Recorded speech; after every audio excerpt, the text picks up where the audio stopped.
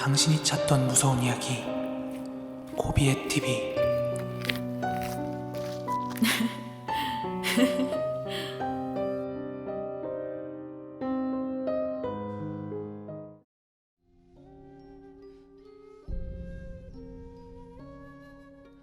이 이야기는 돌아가신 저희 외할머니로부터 들은 이야기입니다.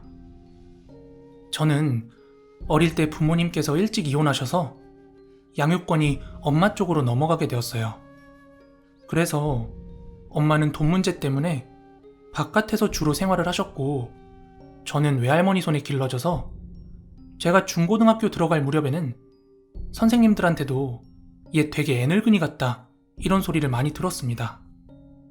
엄마보다는 할머니와 함께 있는 시간이 많아서 그런지 할머니에게 보고 듣는 것들이 참 많았어요. 그 중에서 제가 할머니께 들은 가장 기이했던 이야기 하나를 들려드리고자 합니다. 이 이야기의 시작은 할머니가 고무신을 신고 다니던 8살 무렵, 아주 어린 시절로 거슬러 올라갑니다. 어린 시절 할머니네 집은 방 3개, 작은 창고방이 하나 있는 기와집이었는데, 마당은 흙마당이었지만 담장을 벗어나면 돌과 자갈이 깔린 비포장도로가 나왔대요. 그러다 어느 하루는 할머니가 엄마를 따라서 밭에 나갔다가 집으로 돌아오던 도중에 그 길 위에서 참으로 이상한 장면을 목격했답니다. 그건 바로 고작 할머니 또래 정도로밖에 안 돼 보이는 어린 남자아이가 어떤 할머니를 등에 업고 걸어가는 모습이었어요. 게다가 그 동네에 살던 아이도 아니고 처음 보는 아이였대요. 그래서 옆에 있던 엄마한테 "우와, 저 아이 힘이 완전 장사예요." 이렇게 이야기하자 엄마는 "어? 누구?" 하면서 되묻더랍니다. 당시 어렸던 할머니는 그 상황을 잘 이해하지 못했지만 그 장면은 할머니 눈에만 보였던 거예요. 그렇지만 전혀 이상하다고는 생각을 못하고 그 아이가 참 힘이 세구나 하는 기억을 새기고 집으로 돌아갔답니다. 그리고 바로 다음날 아침이었답니다. 집에서 걸어서 1분 남짓 떨어진 이웃에 살던 또래 남자아이가 자다가 죽었는지 아침에 눈을 뜨지 않고 숨을 거뒀다며 아주 난리가 났었답니다. 딱히 어디가 아픈 아이도 아니었고 전날 밤까지만 해도 밥만 잘 먹던 아이였기 때문에 그 집 부모들이 아주 떠나가라 대성통곡을 했답니다. 게다가 그 당시에는 남한은 되게 귀했잖아요. 그리고 할머니도 그 아이가 동네에서 친하게 어울리던 그런 친구들 중 하나였다 보니까 아직 죽음에 대해서 깊게 생각할 나이가 아니었음에도 불구하고 되게 많이 펑펑 울었다고 합니다. 그리고 한 며칠의 시간이 흘렀대요. 당시 할머니네 집은 거실 정면 마루 방향으로 양쪽으로 열 수 있는 문이 나 있었고, 거실 뒤편으로는 문이 하나만 달린 쪽문 같은 게 하나 달려 있었대요. 그래서 그 뒤편의 쪽문을 열면 집 뒤쪽으로 높은 언덕배기에 있는 텃밭이 보였다고 합니다. 그날은 할머니가 마루 쪽에서 낮잠을 자고 있었다는데요. 그렇게 한참 자다 말고 살짝 눈이 떠졌는데 그 뒤편 쪽문 너머 텃밭 쪽으로 누군가 걷고 있는 게 보이더래요. 그래서 가족 중 한 사람인가 싶어서 이렇게 자세히 보고 있는데 그 사람은 다름 아니라 얼마 전에 죽었다는 그 이웃집 아이더래요. 그런데 걷고 있는 그 아이 등 뒤로 누군가를 업고 있는데 자세히 보니까 웬 할머니를 업고 있더래요. 게다가 그 아이의 표정이 매우 어두워 보였다고 합니다. 아무튼 분명히 얼마 전에 죽었다는 그 아이가 우리 집 텃밭을 서성이니까 이게 뭔 일인가 싶어서 눈을 비비고 딱 일어났더니 감쪽같이 눈앞에서 사라졌답니다. 그래서 잠결에 헛것을 본 건가 생각을 하고 잠시 눈을 감고 있다가 다시 잠에 들었고 그때 꿈을 하나 꾸게 되었는데 그 꿈의 내용은 다음과 같았답니다. 주변이 아주 어두웠는데 얼마 전 죽은 그 아이가 할머니 앞에 나타나서 오늘 밤 절대로 자면 안 돼? 알았지? 절대로 자면 안 돼? 무언가에 쫓기듯 급하게 이 한마디만 남기고 스르륵 사라졌대요. 그런데 보통 좀 나이가 들어야 꿈에 의미를 부여하지 어린 나이에 꿈꾼 걸로 크게 의미 부여 안 하잖아요. 하지만 할머니는 이상하게 그 꿈이 너무 생생해서 그날 밤은 자면 안 되겠다고 생각을 했답니다. 그렇게 그날 밤이 찾아왔고 잠자리에 누운 채로 하룻밤 깨어있어 보자 하고 마음을 먹었답니다. 그렇지만 지금의 초등학생쯤밖에 안 된 할머니는 졸음을 이기지 못하고 깜빡 잠이 들었고 그 꿈속에서 다시 그 죽은 아이를 마주치게 되었다고 합니다. 하지만 낮에 봤던 모습과는 너무나도 달랐다고 합니다. 대충 눈대중으로 봐도 한 20걸음 이상 떨어진 곳에 그 아이가 서 있었는데 표정이 완전히 뭔가 넋이 나간 표정이었고 등 뒤에는 사납게 생긴 한 할머니를 업고 있더랍니다.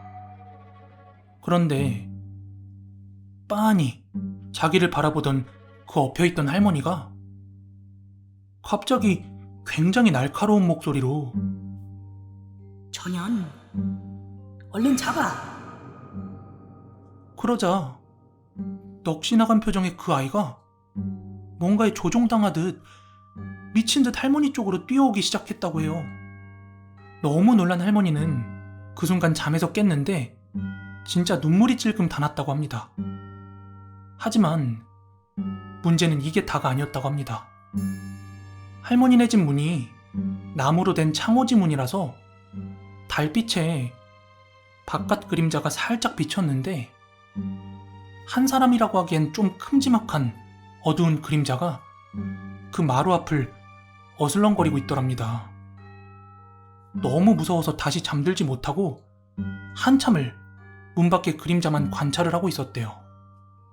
그렇게 동틀 무렵까지 뜬 눈으로 있었더니 그제서야 그림자가 집에서 멀어지더랍니다. 밖이 밝아져 왔기 때문에 그나마 겁이 줄어든 할머니는 슬쩍 문을 열어 밖을 내다봤는데 꿈속에 그 할머니를 업은 아이가 자갈길을 따라 옆마을 방향으로 빠르게 걸어서 사라졌답니다. 그날 뒤로는 그 죽은 아이도 또 엎혀있는 할머니의 모습도 보지 못했다고 합니다. 그런데 그해 여름이 지나가고 한 가을 겨울이 찾아왔을 무렵쯤에 아버지로부터 이상한 얘기를 전해 들었다고 합니다. 할머니네 옆마을에서 멀쩡했던 아이들이 이유 없이 연쇄적으로 죽어나갔는데 두세 달 만에 4명의 아이가 죽었다는 겁니다. 다행히도 그 옆마을은 4명의 아이들이 죽는 걸로 딱 끝났다고 하는데요. 만약 이할미가 그때 계속 잤으면 나도 죽어서 그 이상한 할멈을 업고 다른 아이들을 찾아다녔겠지. 아직도 어디선가 그 할머니가 아이들에게 엎혀 돌아다니고 있진 않을지 궁금하네요.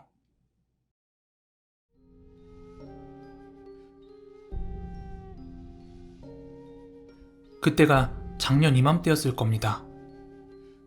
27살에 직장을 다니며 제 일에 만족을 느끼던 저는 한창 지방 출장을 자주 나갔던 때였어요. 매일매일이 피로했지만 저는 제가 정말 하고 싶은 일을 이렇게 열심히 할 수 있다는 사실에 감사하면서 지방 출장을 나갔었습니다.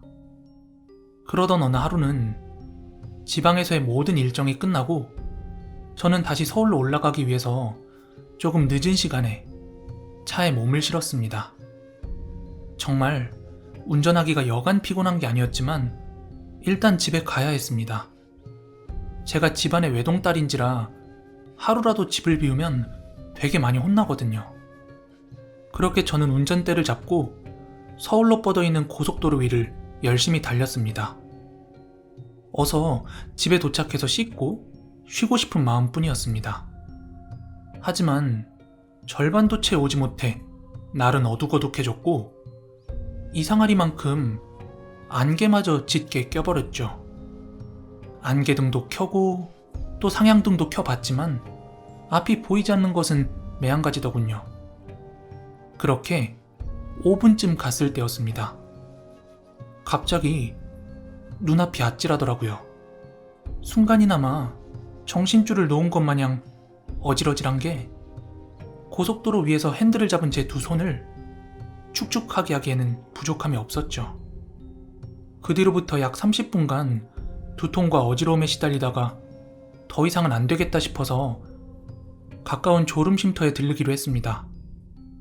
그런데 귀신같이 전방 500m 앞에 졸음쉼터가 있다는 표지판이 뜨길래 잘됐다 싶어서 서둘러 졸음쉼터로 향했습니다. 졸음쉼터를 향하는 내내 아버지께는 뭐라 말씀드려야 할지를 몰라 계속 고민이 되더군요. 하지만 극심한 두통과 어지러움 앞에 일단은 좀 쉬어야겠다는 생각뿐이었습니다. 저는 그렇게 휑한 졸음쉼터에 들어갔습니다. 차 안에서 주변을 둘러보니 차라곤 오로지 제 차뿐이더라고요. 괜시리 오싹한 생각이 들어 우선 아버지께 전화를 드리기로 했습니다. 아무래도 전 아버지께 혼날 것을 걱정하는 것보다 당시에 누구든지 사람의 목소리를 듣고 싶었나 봅니다. 저는 핸드폰을 꺼내 아버지의 번호를 누르고 통화 버튼을 눌렀습니다.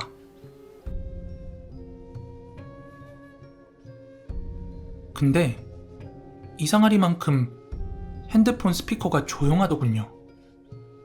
그래서 저는 신호가 좀 늦게 가는가 보다 하고 잠시 기다렸지만 20여 초가 지날 때까지 전화를 거는 소리가 전혀 들리지 않았습니다.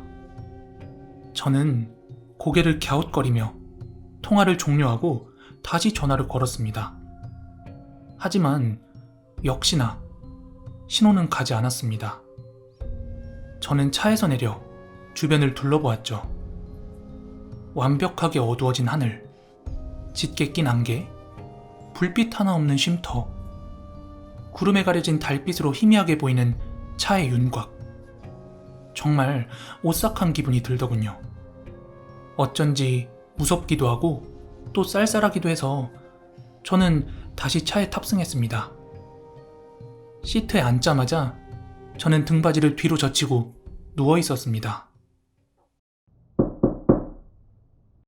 그렇게 눕는 순간 트렁크 쪽에서 노크 소리가 들리더군요. 저는 괜시리 무서운 마음에 차 문을 잠그고 백미러와 사이드미러로만 뒤를 확인해 보았습니다. 하지만 아무것도 보이지가 않았습니다. 저는 그냥 제가 컨디션이 좋지 않아서 잘못 들었겠거니 했습니다. 노크 소리 때문에 겁을 먹었던 탓인지 저는 다시 아버지한테 전화를 걸었죠. 다행입니다. 이번엔 신호가 가더라고요. 저는 아버지가 빨리 받길 빌며 차 안에서 발을 동동 굴렀습니다. 생각해보니 눈물도 조금 흘린 것 같네요.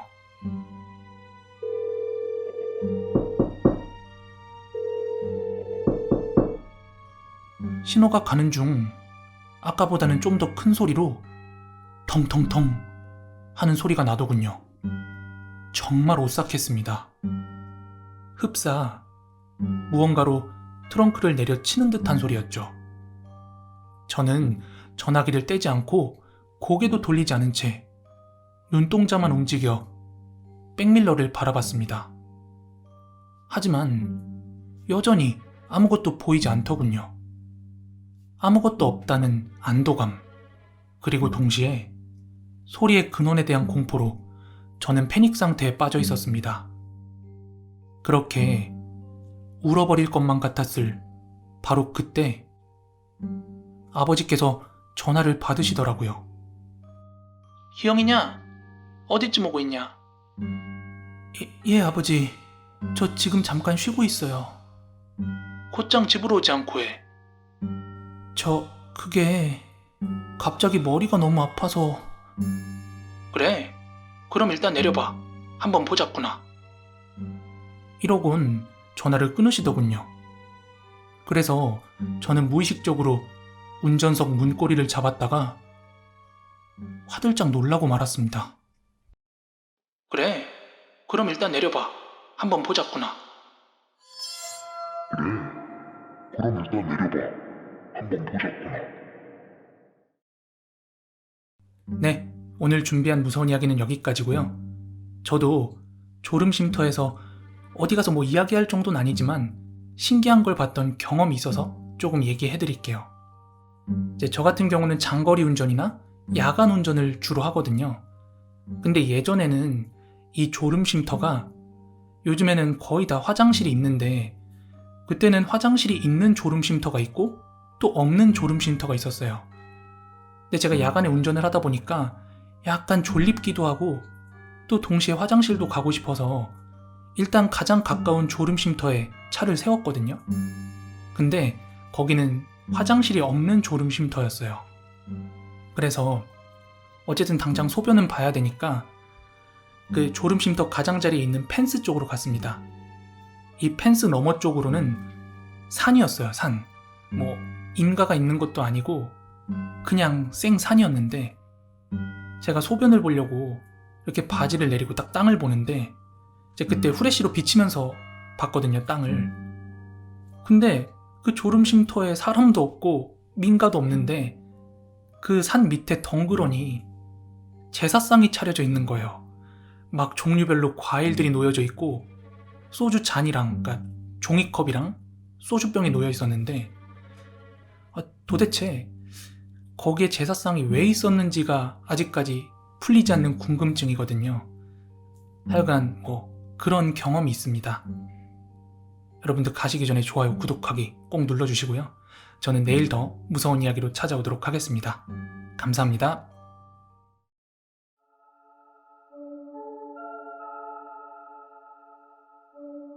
기존에 귀신 보는 사람들의 다양한 이야기들이 제보되어 올라와 있는 것들을 보았습니다.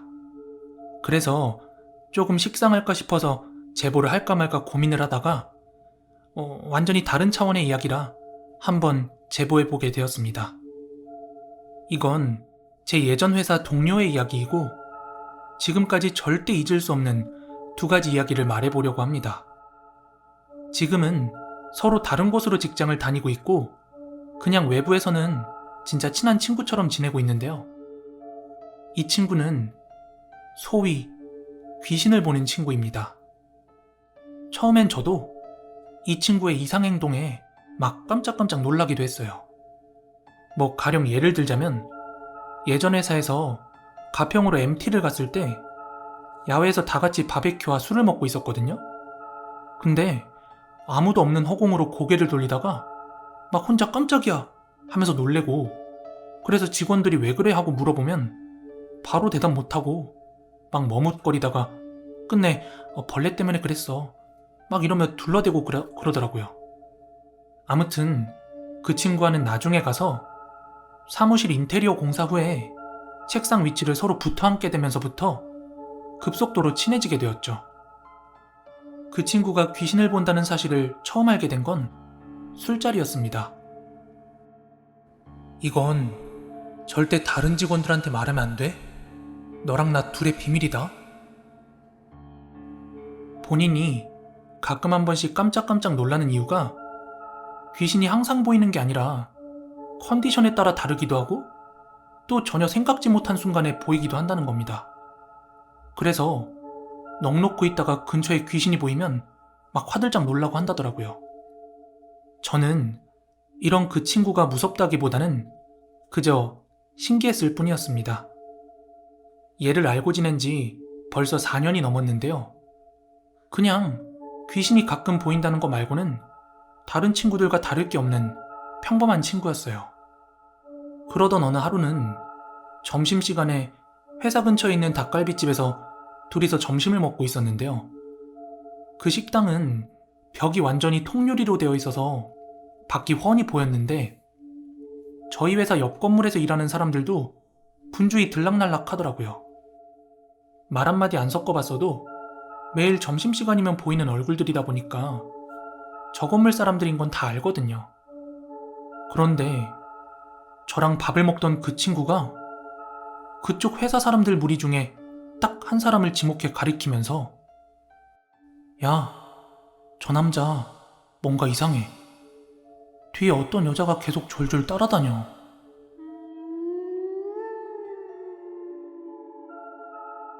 저한테 이러길래 나는 아무것도 안 보이는데 뭐 귀신 같은 거야?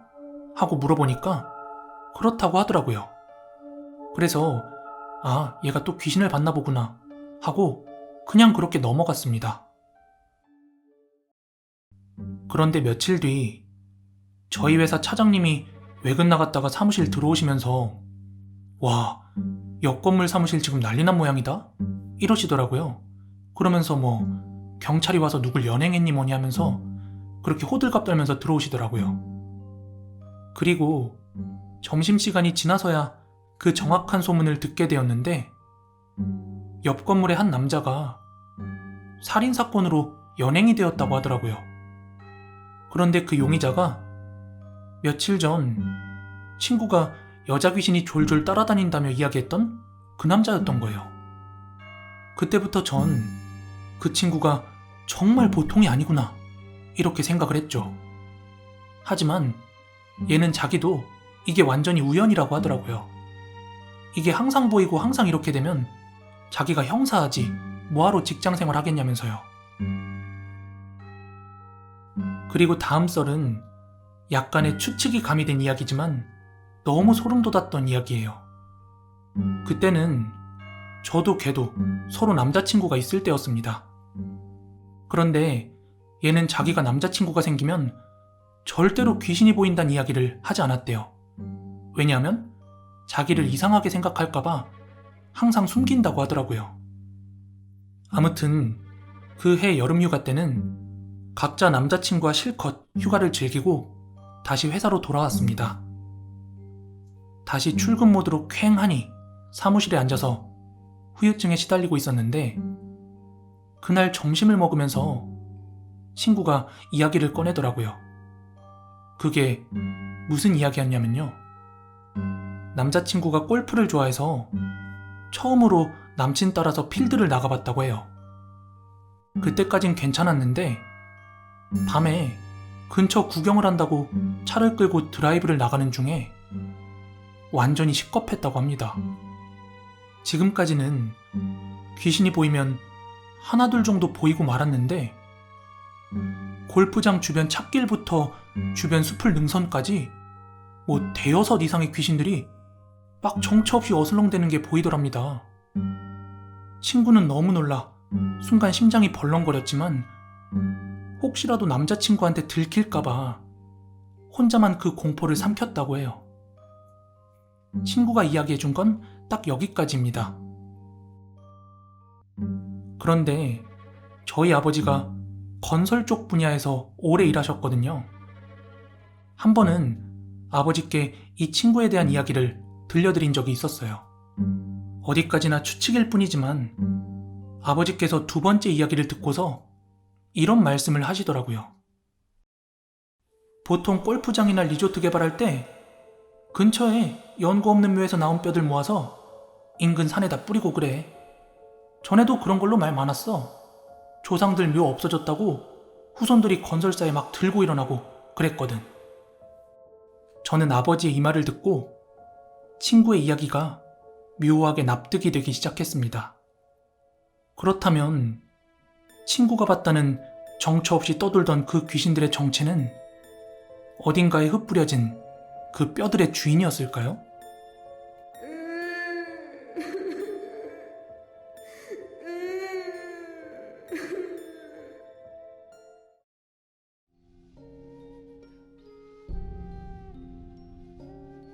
최근 살목지 괴담편 영상을 보고서 이렇게 이야기해봅니다.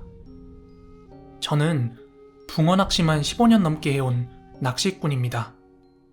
낚시 카페나 커뮤니티 같은 곳을 보면 전국 저수지나 소류지 이곳저곳에서 귀신 목격담이 어디든지 다 있습니다.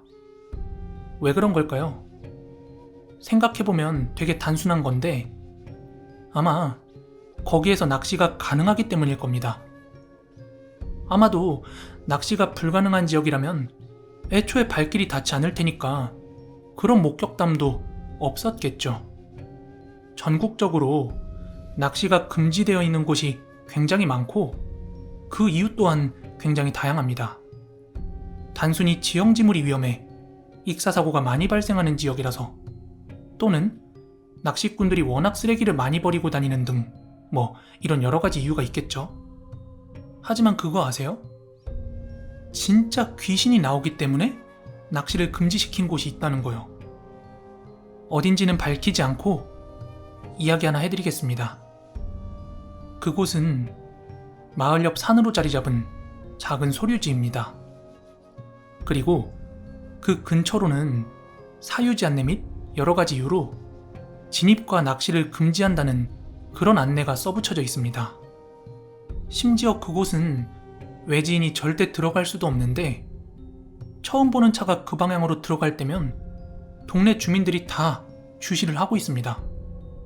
한밤중이라도 그곳에 들어갈 때 골목 어귀에 개들이 막 짖어대기 때문에 마을 사람들이 다 압니다.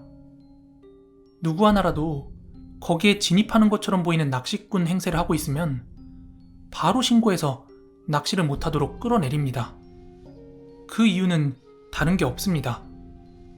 진짜 귀신 때문에 사람이 죽어나가는 곳이기 때문이에요. 그래서 거길 아는 꾼들 사이에서도 그저 낚시 금지 구역으로만 알려져 있지 정확한 사유는 아는 사람이 없습니다. 정확히 그 귀신의 정체는 모르지만 오래전부터 동네 사람들 사이에선 그곳에 귀신이 나온다며 진입을 쉬쉬하는 곳이었다고 합니다. 당시에는 낚시 금지 같은 건 없었고 동네에서만 그냥 쉬쉬하던 정도였다고 합니다. 거기에서 낚시를 하거나 나무를 뜯다가 귀신을 보고 혼비백산 내려온 사람들만 좀 있었을 뿐 사람이 죽거나 하진 않았으니까요. 그런데 한 번은 낚시에 막 관심을 가지기 시작한 젊은 학생이 거기에 갔던 것이 발단이 됩니다. 그 학생은 귀신이 어딨냐 하는 젊은 패기로 동네 사람들의 이야기를 무시하고 해가 질 무렵 아버지의 낚싯대를 가지고 그 소류지로 올라간 것이죠. 그렇게 대를 편성하고 낚시를 시작했는데 오랫동안 발길이 닿지 않은 곳이라 그런지 입질도 잘 오고 붕어 사이즈도 꽤나 준수했다고 합니다. 그러던 중 굉장히 묵직한 입질이 찾아옵니다. 우와, 이거 제법 빵이 크겠는데? 그런데 조금 이상했대요. 보통 파닥거리거나 탕탕탕 치는 입질과 달리 묵직한 게 슬그머니 당기는 대로 딸려오더랍니다. 그리고 거의 뭇가까지 다 당겨왔을 쯤에 이 학생은 그대로 주랭랑을 칠 수밖에 없었습니다. 왜냐하면 낚싯바늘에 걸려서 떠오른 건 물고기가 아니라 학생을 노려보는 귀신의 머리였거든요.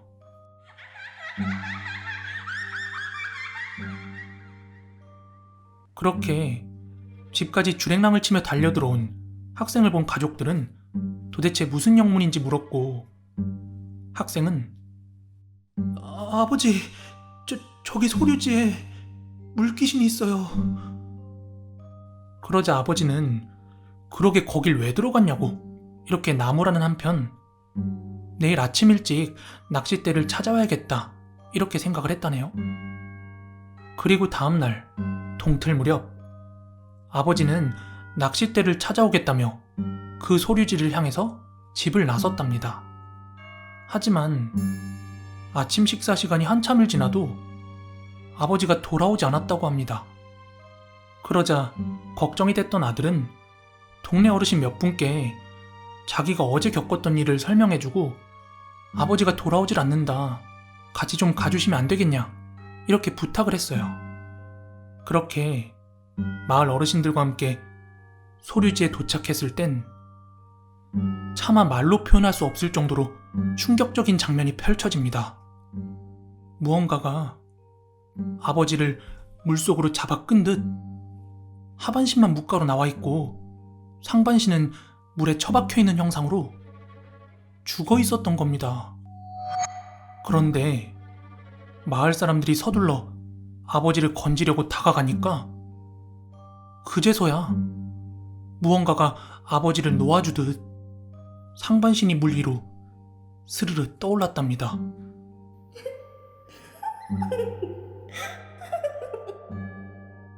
동네가 난리가 났대요. 아들내미의 그런 이야기를 듣지 않았더라면 그냥 단순 사고로 생각했을 수도 있는데 아들내미의 이야기까지 다 듣고서 올라갔던 터라 마을 분들은 이제 저기 귀신이 사람 잡는다며 질겁을 했답니다.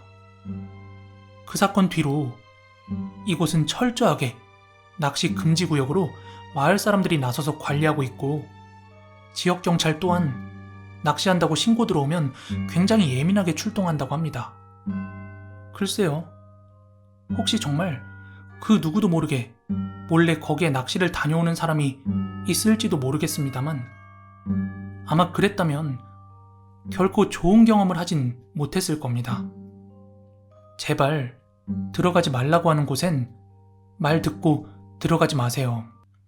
진짜 목숨 잃고 괴담의 주인공이 되실 수도 있으니까요.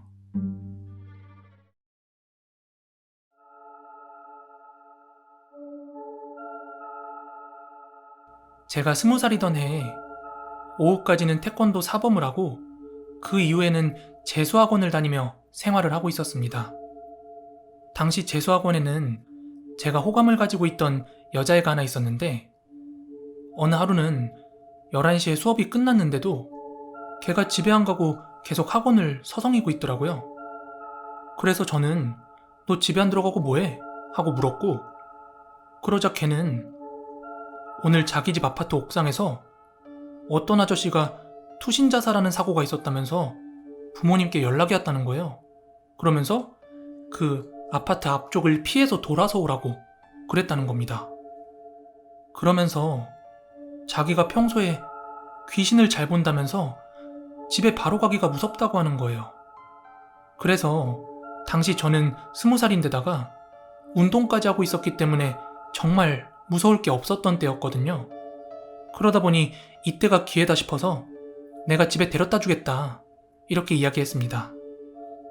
그렇게 그 친구네 아파트 근처까지 함께 걸어가게 되었고 근처에 다 도달했을 때쯤에 정문 말고 후문 쪽으로 돌아가자고 하더라고요. 그렇게 빙 돌아서 뒷문을 통해서 친구네 동 앞까지 데려다 주었고 제가 집에 돌아가려고 하자 괜히 앞쪽으로 나가지 말고 왔던 길로 다시 나가라고 그렇게 신신당부를 하더라고요. 그래서 일단 알겠다고 하고 그 친구의 집 앞까지 데려다 주고 마중 나와 있던 친구의 어머님께 인사를 드리고 뒤돌아 가려고 하는데 마지막까지 절대 현장 근처로 가지 말라며 재차 강조하더라고요. 2번씩이나 그렇게 재차 강조를 하니 저는 괜스레 호기심이 생겨서 알겠다고 대답은 해놓고는 집에 가는 길에 앞쪽으로 가서 그 사고 현장에 가봤는데 이미 현장은 다 치워져 있었고 영화에서 보던 것처럼 바닥을 그 하얀색 라카 같은 걸로 표시를 해놨더라고요. 저는 이런 사고 현장을 실제로 제 두 눈으로 보는 건 처음이라 와 신기하다 하며 현장을 지나쳐 왔고 그렇게 집에 들어오자마자 바로 씻고 잠자리에 누웠습니다. 그렇게 한참 잠을 자고 있었는데 중간에 뭔가 느낌이 쎄해서 눈을 뜨고 일어나 보니까 제 머리 위로 어떤 아저씨가 앉아서 절 내려다보고 있더라고요. 저 너무 깜짝 놀라서 몸을 일으키려고 했는데 몸이 전혀 말을 안 듣더라고요. 그런데 제가 정말 무서웠던 이유는 그 아저씨 얼굴이 위쪽으로는 뭉개져서 아무것도 없고 입만 보이고 있더라고. 입만. 태어나 처음 경험하는 느낌이라 와 이거 큰일 났다 이게 가위라는 거구나 하고 있는데 갑자기 마치 교회에서 방언이라고 하는 것처럼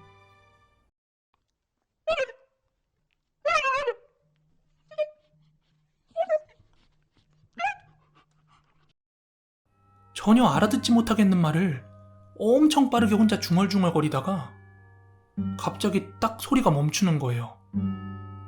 그러더니 손을 뻗어 제 머리맡에 놔뒀던 핸드폰을 들더니 누군가한테 전화를 걸었는지 신호음이 가더라고요.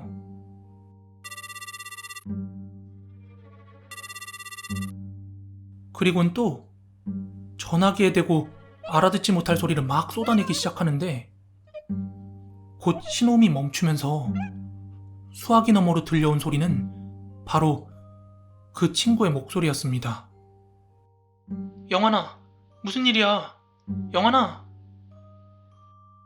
걔는 아무것도 안 들린다는 듯 연신 저를 부르는 소리가 났고 그 순간 천만 다행히도 몸이 움직이기 시작해서 잠자리에서 일어났습니다. 저는 놀란 마음에 집 앞에 잠깐 나와 담배를 피고 있었는데 그때가 되게 깊은 새벽이었거든요. 그런데 그때 마침 핸드폰이 울리기 시작하는데 보니까 그 친구인 거예요. 그래서 꿈 아니었나? 하고 좀 깨름직한 상태에서 전화를 받고 잠깐 아무 말 안 하고 있었어요. 그런데 그쪽에서도 아무 말 안 하고 있다가 갑자기 야, 너 뒤로 안 가고 앞으로 갔지? 내가 거기 보고 가지 말랬잖아. 이러며 저한테 화를 냈고 전 너무 무서워서 야, 너 뭔 소리야? 나 안 갔어. 너 꿈 꿨냐? 이러면서 절대 안 갔다고 빡빡 우겼습니다. 그러자 그 친구는 절 한참을 의심하더니 마지막엔 야, 너 오늘 핸드폰 배터리 빼놓고 자라? 이러더라고요. 저는 야, 난 그런 거 전혀 안 믿어 하며 호기롭게 대답했지만 결국에 집에 가서는 그 친구가 시키는 대로 배터리를 분리해놓고 잤고 다시 가위를 눌리진 않았습니다. 그리고 다음날 학원에 갔더니 그 친구는 전혀 아무 일 없었던 것처럼 행동을 하더라고요. 당시 저는 그게 너무 무서워서 호감이고 뭐고 그냥 그 친구를 멀리하게 되었습니다. 그리고 그 뒤로 6년이라는 시간이 흘렀습니다. 한 번은 당시 함께 공부했던 형하고 맥주 한잔 하다가 그 형이 야, 너가 전에 좋다고 했던 걔 요즘 뭐 하는 줄 아냐? 하며 저에게 물어왔고 저는 그때 일을 아무한테도 말하지 않았기 때문에 굳이 그 일은 언급하지 않았고 나 걔 좋아한 적 없다 하며 얼버무리자 이어진 그 형의 말은 야, 걔 요즘 서울에서 무당하고 있더라. 저는 형에게 에이 형, 구라치지 마요 이렇게 말했더니 그 형이 갑자기 핸드폰을 집어들어서 그 저장돼 있던 그 친구의 카카오톡 프로필 사진을 딱 켜가지고 보여주는데 영화나 드라마 이런 데서 화면으로다 보던 되게 알록달록한 한복을 입고 그걸 프로필 사진으로 해놨더라고요. 그거 보고 괜스레 막 소름이 돋아서 그 형한테 지난 일들을 다 설명해주고 내 앞에서 개 이야기 하지 말아달라고 그렇게 부탁했습니다. 제가 처음이자 마지막으로 가위에 눌린 경험이었고 지금은 또 3년이 지나서 그 일을 경험한 뒤로 총 9년이 지났네요. 아직까지도 전 귀신은 믿지 않지만 사건 현장이나 사람이 죽은 곳은 함부로 가면 안 된다 하는 그런 어른들의 말이 괜히 하는 소리가 아니구나 하는 걸 뼈저리게 느꼈습니다.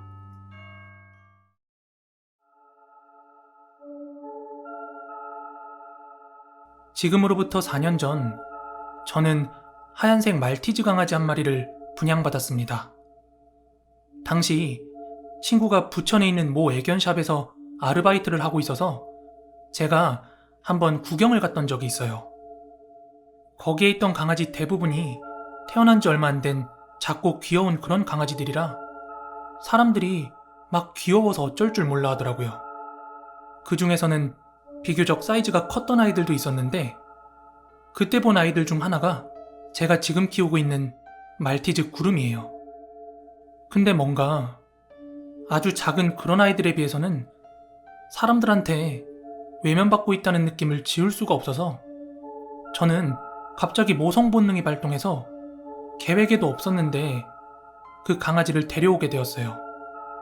그리고 지금까지 이쁘게 기르고 있었는데 사건은 작년 여름이었습니다.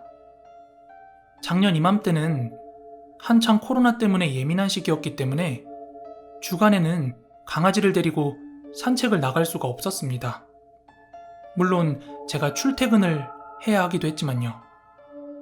며칠 동안 같이 집에만 있기도 해봤지만 집이 그닥 뛰어놀 만큼 큰 집도 아니라서 구름이가 스트레스를 많이 받아 하더라고요. 그래서 마지못해 사람을 마주칠 일이 없는 아주 늦은 밤 12시에서 1시 사이에 주로 산책을 데려나가곤 했습니다. 그런데 저 같은 생각을 하는 사람이 또 있어서 그런지 아주 늦은 시간인데도 불구하고 간간히 다른 산책하는 견주들도 이렇게 지나치긴 했습니다. 그땐 혹시 하는 마음에 진짜 무섭더라고요. 코로나 때문에요. 아무튼 그렇게 늦은 산책을 이어가던 어느 하루였습니다. 그날은 퇴근할 때부터 계속해서 비가 내려서 오늘 밤에는 산책 때려나가긴 글렀구나 이렇게 생각을 하고 있었어요. 그렇게 집에 도착해서도 밤늦게까지 비가 내렸고요. 그러다가 아주 밤늦게서야 비가 그쳤습니다.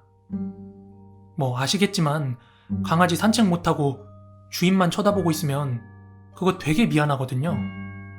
그래서 다음날 구름이 목욕시킬 것 각오하고 바닥이 젖어있는 상태였지만 그냥 뒷산으로 산책을 나갔습니다.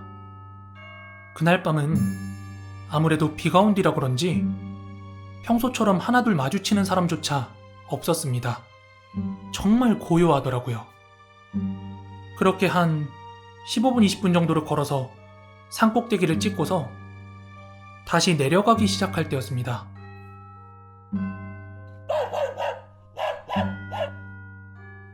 갑자기 잘 가던 구름이가 뒤를 돌아보더니 막 짖기 시작하더라고요. 그래서 뭐가 있나 하고 뒤를 돌아봤는데 아무것도 없었어요. 낯선 사람이나 강아지들이 지나가도 어지간해선 짖지 않는 구름이가 막 앙칼지게 대차게 짖더라고요. 그래서 억지로 몸줄을 당기며 내려오는데 자꾸 가다 말고 멈춰서 뒤를 돌고를 계속 반복하길래 뭐 수풀 속에 청설모 같은 거라도 봤나? 아니면 지금 이게 집에 들어가기 싫어서 버티는 건가? 뭐 이런 생각을 처음엔 했죠. 하지만 이게 계속 반복이 되면서 저도 막 소름이 돋더라고요. 괜히 하얀 개는 귀신을 볼 줄 안다더라 하는 그런 미신 같은 게 떠올라서요. 그렇게 평소보다는 훨씬 더 시간이 많이 걸려서 산 아래에 내려왔고 저랑 구름이는 포장도로 위를 걷고 있었습니다. 길에는 가로등만 서 있을 뿐 사람도 돌아다니지 않고 엄청 조용했습니다. 그렇게 산을 내려오니까 구름이도 진정이 된 것처럼 보여서 한 1, 2분 정도 그냥 걷고 있었습니다. 그런데 그때 갑자기 구름이가 화들짝 놀라 뒤를 돌아보더니 아까보다도 더 맹렬하게 막 짖기 시작하는 거예요. 그래서 뭐지? 하고 저도 뒤를 돌아봤는데 아무것도 없어서 구름아 오늘 왜 그래? 맨날 밤에만 나와서 화났어? 이러며 쭈그리고 앉아 구름이를 달래고 있다가 저는 그대로 굳어버리고 말았습니다. 그 이유는 저희가 지나왔던 길 중간에 가운데가 오목하게 파여서 물이 고여있는 곳이 보였는데요. 분명 저희 앞에는 아무것도 없는 허공이었는데 그 물웅덩이로 철퍽 철퍽 하면서 파장이 생기는 거예요. 그것도 저희 방향으로요.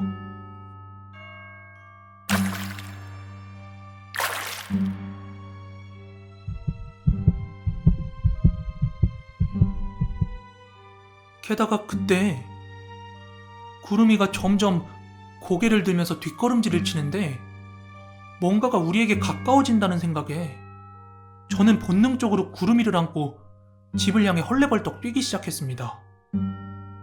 집에 들어온 저는 너무 무서워서 바로 잠들 생각은 못하고 그 밤늦게 구름 위를 목욕시키면서 가만히 한번 생각해봤어요. 도대체 그건 뭐였을까? 아무리 가로등에서 물방울이 떨어져도 그렇게 철퍽철퍽 파동이 생기는 일은 없을 텐데 말이야. 그렇게 생각해본 결과 제 결론은 구름 위는 산에서부터 귀신을 본 거고 그 귀신이 산 밑까지 따라왔다는 게 제 결론이었어요. 아마도 코로나 때문에 산 사람의 양기가 줄어 잡기가 활기를 친 게 아닐까 하는 생각도 들고요. 또 코로나가 아니었다면 그렇게까지 늦은 시간에 나올 일이 없었을 텐데 하필이면 홀령이 활기를 칠 때 나왔다가 마주쳤던 건 아닐까? 뭐 이런 생각도 듭니다. 그래서 지금도 아주 밤늦게는 그 뒷산에 올라가고 있지 않습니다.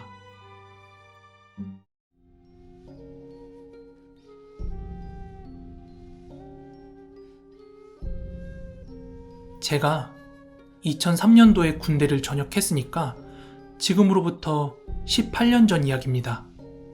전역을 하고 다음 학기까지 반년이라는 시간이 있었기 때문에 저는 그 기쁨에 하루하루 친구들과 게임에 매진해서 살고 있었습니다. 그러던 어느 여름날 중국에서만 20년 가까이 근무를 하고 계시던 저희 아버지한테 연락이 왔습니다. 제대했다고 집에서 탱자탱자 놀지만 말고 가을 학기 어학연수 신청해뒀으니까 중국으로 오라는 그런 명령 아닌 명령이었죠. 근데 저는 중국어에 전혀 관심이 없었고 더욱이 중국에 아는 사람도 하나도 없는데 내가 어떻게 버티냐, 내가 거기서 사고라도 나면 어떡하냐, 난 공부하기 싫다, 막 이런 오만 핑계를 대가면서 그걸 무마시키려고 했지만 저희 아버지는 제 말을 도통 들을 생각을 안 하셨습니다. 그리고 아버지께서 누나에게 지금 당장 둘 다 여권 신청해라. 북경에서 일주일간 여행을 하다가 너는 돌아가고 떡보는 여기서 어학연수 해야 돼서 중국 기숙사에서 지낼 거다. 이렇게 전하시더라고요. 정말 청천벽력 같은 이야기였습니다. 군대는 다녀왔지만 그래도 아직 철없는 애는 애였기 때문에 아버지께서 시키는 대로 따를 수밖에 없었습니다. 그렇게 저는 누나와 함께 북경으로 떠났고 아버지께서는 공항에 마중 나와 계셨습니다. 분명 여행이었으면 흥분되고 기분 좋게 즐겼을지 모르겠지만 저는 하나도 기분이 좋지 않았습니다. 그렇게 일주일간 여행 아닌 여행을 보내고 누나는 한국으로 돌아갔고 저는 S공업대학교로 아버지와 함께 왕 선생님을 만나러 갔습니다. 한문은 어렸을 때부터 조금씩 익혔기 때문에 그렇게 낯선 문자는 아니었지만 중국어에는 완전 까막눈이었죠. 대학 간부였던 왕 선생님은 여성분이셨고 친절하고 상냥하게 맞아주셨습니다. 중국 대학교의 첫 느낌은 그야말로 낯설다는 말로는 도저히 표현이 안 될 정도로 뭐부터 해야 될지 정말 막막했습니다. 저는 알아듣지도 못하는 중국어로 대화하시는 아버지와 왕 선생님을 번갈아 보다가 약 1시간 정도의 면담을 마치고 한국인 유학생이 있는 기숙사로 향했습니다. 한국 유학생들과 중국 유학생들은 같은 건물을 사용하긴 했지만 층을 다르게 사용했습니다. 2인 1실로 이루어지는 기숙사 방으로 안내를 받았는데 당분간은 한국 유학생이 한 명 더 오기 전까지는 저 혼자서 방을 써야 된다고 하기에 조금은 다행이라고 생각을 했습니다. 다소 낡아 보이는 방 안에는 벽걸이 에어컨과 라지에이터, 낡은 냉장고, 싱글 침대 2개, 화장실 겸 욕실이 있는 8평 정도 되는 작은 공간이었습니다. 그때가 토요일이었기에 기숙사 안은 비교적 한산했습니다. 주말에는 대부분 유학생들이 조선족과 한족이 운영하는 타운으로 놀러를 나간다고 하더라고요. 아무튼 제가 방문을 열고 기숙사 이곳저곳을 바라보다가 거길 지나가고 있는 한국 유학생들과 눈이 마주쳤습니다. 그리곤 제게 다가와서 가볍게 인사를 하고 형 누나들은 환영한다면서 그렇게 이런저런 이야기를 나누기 시작했습니다. 한국 유학생들은 저를 포함해서 총 15명이었고 제가 그 중에서 가장 어렸습니다. 그렇게 저의 첫날이 시작되었고 형과 누나들에게 학교와 선생님 그리고 수업 방식에 대한 이런저런 이야기를 들었습니다. 하루하루 저는 빠르게 적응을 해나갔고 어느덧 이른 가을이 찾아왔습니다. 제법 유학생들과도 많이 친해졌고 그러던 어느 주말 저녁이었어요. 저는 다른 유학생의 방에서 한 5-6명 정도 모여가지고 컵라면에 소주에 과자에 그렇게 밤 늦게까지 술자리를 가지고 있었습니다. 그러던 중 저는 원래부터 귀신이나 공포 이야기에 관심이 많았던 터라 혹시 이 학교에도 귀신 이야기 같은 거 없냐고 그렇게 물어봤어요. 그랬더니 누나들이 귀신 이야기는 입 밖에 꺼내지도 말라면서 같이 있던 형들이 입을 막으려고 하는 거예요. 근데 그런 식으로 반응하니까 오히려 더 궁금해져가지고 저는 듣고 싶으니까 말 좀 해달라고 계속 그렇게 분위기를 띄웠어요. 그러자 제 옆방에서 지내고 있는 형이 입을 열었습니다. 이 학교랑 기숙사에 유명한 귀신들이 있는데 그중 가장 유명하고 증명된 귀신이 2명 있어. 첫 번째 귀신은 늦은 밤 기숙사 옥상에 올라가서 학교 운동장을 가로질러 대각선으로 정문 쪽을 바라보면 큰 나무가 한 그루 있거든. 가끔 그 앞에 서 있는 여자가 한 명 있어. 일단 멀리서 봐도 실루엣이 치마와 긴 머리였으니까 여자라고 할 수 있었지. 나무 아래에 서 있는 여자일 수도 있는데 그냥 서 있던 게 아니고 공중에 반쯤 떠서 좌우로 흔들리는 거야. 실제로 그 나무에서 성적비관으로 극단적인 선택을 한 학생이 예전부터 한둘이 아니었다고 현지 학생들한테 들었어. 그런데 그렇게 흔들리는 모습을 계속 쳐다보고 있으면 자신도 모르게 옥상에서 투신한다는 얘기도 있어. 한 학생은 소문의 진상을 파헤친다고 하면서 그 흔들리는 여자를 계속 주시하고 있는데 줄에 매달려 흔들리던 형체가 갑자기 바닥으로 엎어지면서 그대로 쓰러지더니 그 상태로 꾸물꾸물거리면서 자신에게 기어오는 형상을 보고 기겁을 했다고 하더라. 이 소문이 퍼지면서 지금까지 옥상문은 폐쇄되어 있어. 궁금하면 신 선생님께 물어봐. 그리고 2번째는 이 기숙사 3층 화장실에 있는 귀신이야. 1층은 선생님들 전용 화장실, 2층은 화장실이 없고 3층은 중국 유학생 전용, 4층은 한국 유학생 전용 화장실이잖아. 근데 가끔 보면 저녁에 중국 여학생들이 4층 화장실을 이용하는 걸 볼 수 있을 거야. 그 이유가 3층에 있는 여자 화장실에 립스틱을 바르는 여자 귀신이 나오면서 저녁에는 아무도 사용을 안 해서야. 학교 시설이 낡아서 전기가 자주 끊기는 건 너도 알 거야. 그래서 방마다 기름 램프가 있는 거거든. 하루는 한 중국 여학생이 전기가 나가 무서워서 화장실에 안 가려고 했는데 도저히 못 참겠어서 램프를 들고 새벽에 화장실을 갔대. 그리곤 램프를 들고 화장실 문 앞에 섰는데 안에서 물이 틀어져 흐르는 소리가 들려 다행이다, 사람이 있네 하고 문을 열었는데 아무도 없었대. 내가 잘못 들었나 싶은 마음이 들어 서둘러 볼일을 보고 나가려는데 나가는 문 옆 거울에 어떤 여자가 립스틱을 바르며 서 있었다는 거야. 생각해봐. 어떤 정신 온전한 여자가 불 꺼진 화장실에서 립스틱을 바르며 그 새벽에 서 있겠냐고. 그 여학생은 램프를 높이 들고 그 여자 뒤로 빠르게 지나가려고 발걸음을 옮기는데 순간 보고야 말았던 거야. 립스틱을 바르고 서 있던 여자는 이목구비가 없었고 자신의 얼굴에 검은색 무언가로 계속 동그라미를 그리고 있었대. 그래서 비명을 지르며 뛰쳐나왔고 복도 바닥에 램프 깨지는 소리에 기숙사가 발칵 뒤집혀졌잖아. 그래서 야간에 사용금지라고 화장실 문에 써붙였고 부적도 붙어있어. 확인하고 싶으면 한번 가봐.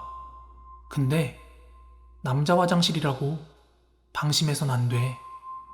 실제로 귀신을 본 건 아닌데 이상한 일을 겪을 때가 좀 있대. 그 이야기들을 듣고 나니까 발끝에서부터 소름이 멈추질 않았습니다. 그렇게 무섭다며 각자 방으로 돌아갔고 그때까지도 저는 방을 혼자서 쓰고 있었기 때문에 방에 돌아갔을 땐 유독 더 한기가 느껴지는 것 같았습니다. 그리고 며칠이 지난 어느 날 제가 그 일을 겪게 됩니다. 야외에서 하는 체육 수업 시간 중에 쉬는 시간이라 저는 소변이 급해져서 화장실을 가게 되었습니다. 1층은 일반 학생들은 사용할 수 없기에 4층까지 올라가야만 했는데 소변이 급하기도 하고 좀 귀찮기도 해서 그냥 3층에 있는 중국 유학생 남자 화장실에 들어갔어요. 저희 한국 학생들이 사용하는 화장실은 청소당번이 따로 있어서 늘 청결을 유지했지만 여기 중국 학생들 화장실은 당번이 따로 없는 건지 청소가 정말 엉망이라 소변기가 더러워서 저는 대변기 칸에 들어가서 소변을 보게 되었습니다. 그렇게 볼일을 보고 있는데 밖에서 물이 틀어지는 소리가 들리는 거예요. 그새 누가 들어왔나? 생각을 하고 볼일을 다 본 저는 뒤를 돌았는데 문 건너편으로 사람의 정수리가 보이더라고요.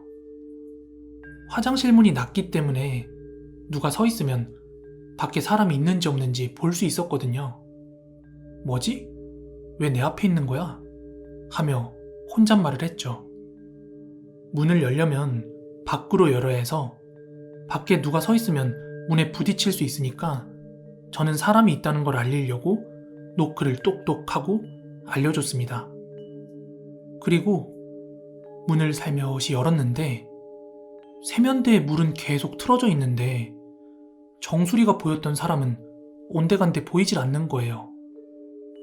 저는 당장이라도 자리를 박차고 뛰어나가고 싶었지만 뭔가 눈치를 채고 뛰어나가면 제 뒷덜미를 뭔가 딱 잡을 것 같아서 그냥 앞만 보고 천천히 걸어가면서 세면대에 틀어진 물을 잠궜어요.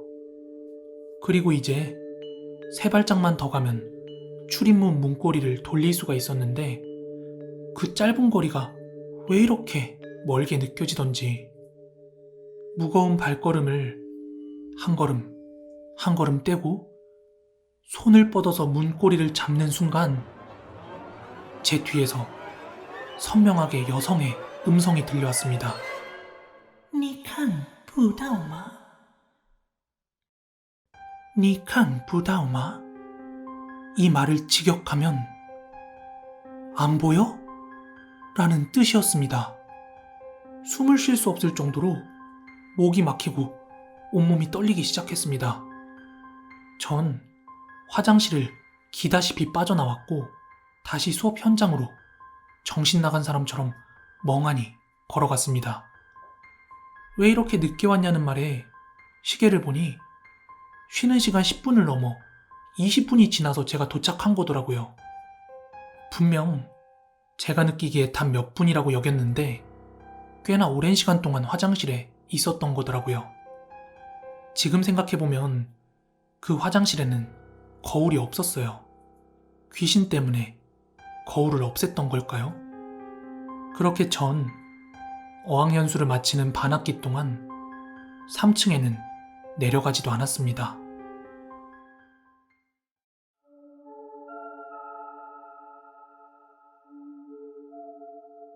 오늘 우리 회사에서 있었던 일을 얘기해 보려고 합니다.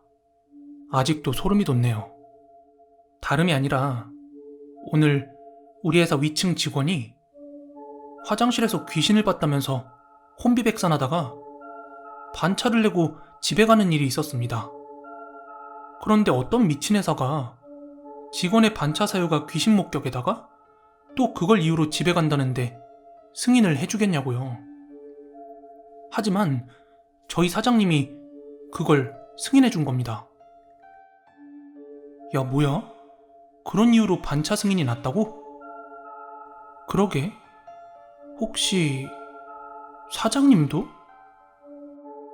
항상 보면 되게 현실적이고 원리원칙주의자인 사장님이 이런 사유로 반차를 승인해준 게 너무 신기해서 지금 다들 사장님도 그 귀신 누군지 아는 거 아니냐고 다들 떠들썩거리는 중입니다.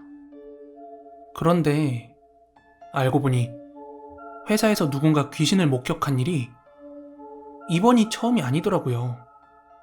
지금부턴 저희 회사 차장님이 말해준 내용이에요.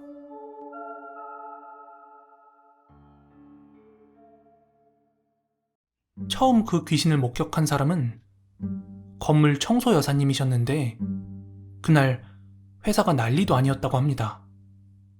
그때가 가을이었는데 해가 바뀌고 그 다음에 봄까지인가? 그 화장실을 아예 쓰지 않았대요.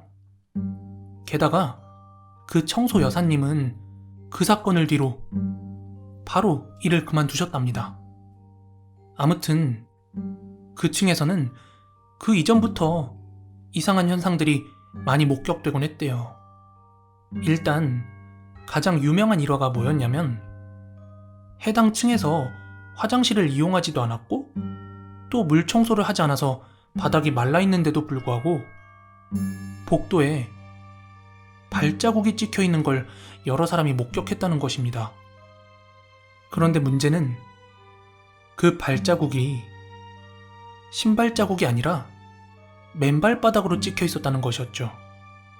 누가 미쳤다고 회사에서 일부러 맨발로 돌아다니진 않았을 테니까 아는 사람들 사이에서는 귀신이 그 층을 돌아다니고 있다는 그런 소문이 돌게 되었습니다.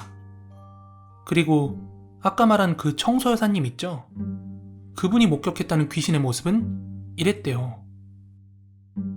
우리 회사 화장실 문이 밀고 들어가는 그런 나무 문이거든요. 일반 공중 화장실에서 흔히 볼 수 있는 아래가 뻥 뚫려 있는 그런 문이었죠. 그런데 그 틈 사이로 누가 막 바닥을 기어다니는 걸 보셨다는 겁니다.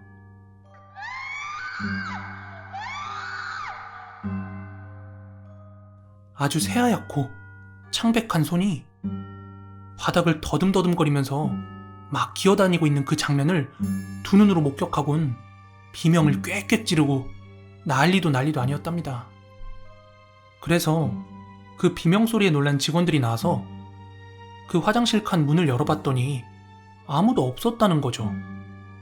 아무튼 이 정도로 이야기가 돌았다는 건 결국 사장님도 그 귀신의 존재를 알았기 때문에 반차를 승인해준 거 아니었을까 싶어요. 저기 사장님, 저 반차 올린 것 좀 승인해주세요. 그래 김대리, 집에 무슨 일 있어? 그런 건 아니고요. 사실 오늘 화장실에서 귀신을 봤어요. 저 도저히 오늘 회사에 못 있겠습니다. 그래. 일단 집에 가서 푹 쉬고 내일 나와서 다시 이야기하자. 일단 들어가 봐. 오늘 제가 반차를 쓰게 된 이유는요. 회사에서 귀신 목격담이 있다는 거 전혀 몰랐어요. 저는 평소와 다를 것 없이 화장실에서 볼일을 보고 있었어요. 그런데 고개를 숙인 채 핸드폰을 보며 볼일을 보던 바로 그 순간 갑자기 하얀 손 두 개가 화장실 문 밑으로 들어와서 뭔가를 찾듯 마구 더듬거리길래 너무 놀라서 비명을 질러댔습니다. 그리고 황급히 화장실 문을 열고 나갔는데 세상에, 마른 화장실 바닥에 누군가 기어다닌 것처럼 손자국들이 바닥 가득히 찍혀 있었습니다.